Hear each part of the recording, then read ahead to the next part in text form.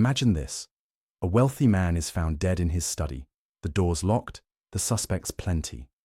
A brilliant detective arrives, sifting through lies and alibis, only to discover that the murderer is someone everyone trusted, a doctor, a man of reason and respect. But what if I told you that this very book, The Murder of Roger Ackroyd, didn't just shock readers, it changed the rules of detective fiction forever? Today, we're diving deep into Agatha Christie's groundbreaking novel. We'll break down its genius, analyze the clues, and discuss the one question every reader asks: how did she fool us all? Let's set the stage. Roger Ackroyd, a wealthy man with a few too many secrets, is found dead in his study, stabbed in the neck. Suspicion immediately falls on his household, his stepson, his butler, his secretary, each hiding something. But there's one figure who appears above suspicion: Dr.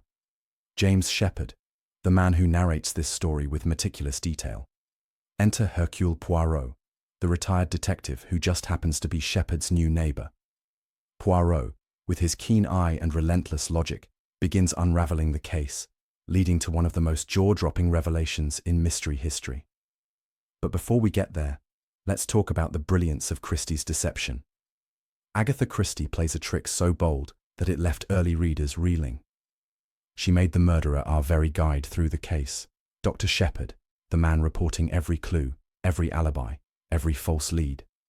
Did you catch it the first time? Most readers don't. That's because Sheppard tells us everything, except what matters. He carefully edits his retelling, hiding his own role in the crime while appearing to be just another concerned bystander.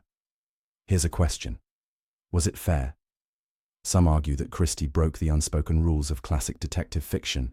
After all, how can we solve the mystery if our own narrator is lying? But others call it a stroke of genius. What do you think? Poirot may be retired, but he's as sharp as ever. Throughout the book, he watches, listens, and, most importantly, lets people underestimate him. His famous little grey cells piece together inconsistencies that others overlook. One of Poirot's best tricks: making people talk. Instead of interrogating, he lets them reveal their own contradictions. And in the case of Dr. Sheppard, that's exactly what happens. It's rare to find a villain hiding in plain sight, as well as Sheppard does. He's not a criminal mastermind. He's an ordinary man who made a desperate choice. That's what makes him so chilling. He didn't kill for power, revenge, or pleasure. He killed because he saw no other way out. And that's where the murder of Roger Ackroyd raises a deeper question.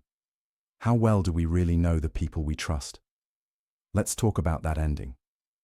Poirot, after eliminating every other suspect, turns to Dr. Sheppard and calmly lays out the truth. It was you all along.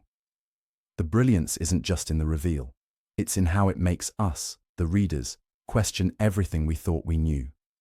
We believed Sheppard because he was our narrator.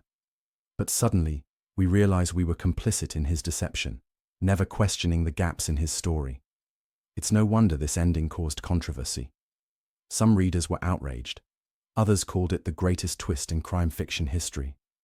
Here's a thought. Did Poirot really solve the case, or did Sheppard outmaneuver him in the end? We know that Poirot gives Sheppard a chance to take the honorable way out. But was that really justice? Some fans speculate that Poirot allowed Sheppard to escape legal punishment because he saw him as a tragic figure rather than a cold-blooded killer. Others believe it was a subtle moral compromise, an acknowledgement that justice isn't always black and white. And then there's the bigger debate. Was Sheppard truly evil, or just a man pushed into an impossible situation? Before the murder of Roger Ackroyd, detective novels followed a certain formula. The detective was always right, the clues were always fair, and most importantly, the narrator could be trusted. Christie shattered those expectations in one move, paving the way for modern psychological thrillers and unreliable narrators. Think about books like Gone Girl or The Girl on the Train. Both owe a debt to Roger Ackroyd in this regard. The idea that the person telling us the story could be the biggest liar of all. That started right here.